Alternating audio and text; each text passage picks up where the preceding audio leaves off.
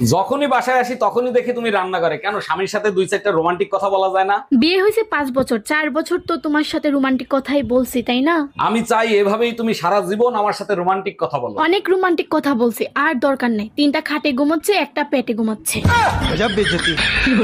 এই তোমার কেস কি করব? তুমি তো পড়ো না, গরিব মানুষকে দান করে দিবাও। গরিব মানুষের দেওয়ার কি দরকার? আমার ছোট ভাই আবুল আছে না, আবুলরে দিয়ে দাও। আচ্ছা তুমি তো নতুন ফোন কিনবা, তা তোমার পুরান ফোন কি তোমার ভাই আবুলরে দিয়ে দিবা? তুমি তো জানো কোনো জিনিস আমি 2 বছরের বেশি ব্যবহার করি না, সবই তো আমার ভাইরে দিয়ে দিই। অরুণ ভাই, ফাও দরদ দেখাইতে আইসেন না। বিয়ে করছেন 5 বছর হয়েছে, এখনো কি বউ পুরনো হয় নাই?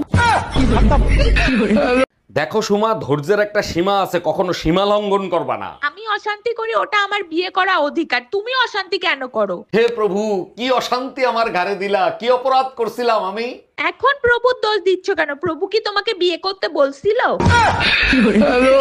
এই জানো, কাল রাতে না আমি টুম্পা ভাবির ইজ্জত বাঁচাইছি। খুব ভালো কাজ করছো। তা কিভাবে ইজ্জত বাঁচাইলা? রাতে টুম্পা ভাবি একা ঘুমাচ্ছিল, দরজা খোলা ছিল, অনেক কষ্টে নিজেকে কন্ট্রোল করছি। তুই শুধু বাসায় আয়, আজকে আমারে কন্ট্রোল কেউ করতে পারবে না। আচ্ছা বৌদি, তুমি বিয়ের আগে কয়টা প্রেম করেছো? হেস, কি যে বলো না হানি ভাই। আরে বলোই না, আমি কাউরে বলবো না। বিয়ের আগে একজনটা আমি মন প্রাণ দিয়ে ভালোবাসতাম, সে এখনো মাঝে মাঝে আমারে ফোন করে। তুমি বলিছো আর আমি এই যে রেকর্ড করেছি। এবার তোমার বোনের নাম্বার দাও, না দাদারে ভিডিও দেখায় দেবো।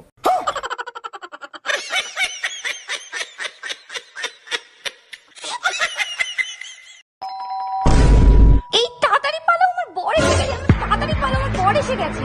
1 মিনিট, তোমার বর তো আমি, তুমি আমাকেই পালাতে বলছো কেন? আচ্ছা, তুই যদি আমারই বর হোস্টেলে পালাচ্ছিলি কেন, বাজে ছেলে একটা? হ্যাঁ, তুই বিয়ে করবি? তোর মাথা পাতা খারাপ হয়ে গেছে? বিয়ে করিস না ভাই, জীবনটা নরকের থেকে অদম হয়ে যাবে। হ্যাঁ, আমার ব্যক্তিগত অভিজ্ঞতা থেকে বলছি। কালকে বলবে লিপস্টিক কিনে দাও, তারপর বলবে শাড়ি কিনে দাও, লেহেঙ্গা কিনে দাও, কিনতে কিনতে জীবন শেষ। হ্যাঁ, আর তারপরে দেখবি চুল কাটাতে যাবে তো, আমাদের তো 50 টাকায় মিটে যাবে পল্টুদার দোকানে, আর ওদের 2000 টাকা চুল কাটাতে লাগে ভাই। হ্যাঁ, তারপরে এমন এমন খাবার রান্না করবে, সে তো শালা মুখে দেওয়ার মতন না, তাও বৃত্তে প্রশংসা করতে হবে। আমার এমন এমন রাগ হয় না, মনে হয় জ্বালা চুলের মুঠি ধরে পাখার সাথে ঝুলিয়ে দিই, দিয়ে পাখাটা ফুল স্পিডে চালিয়ে দিই।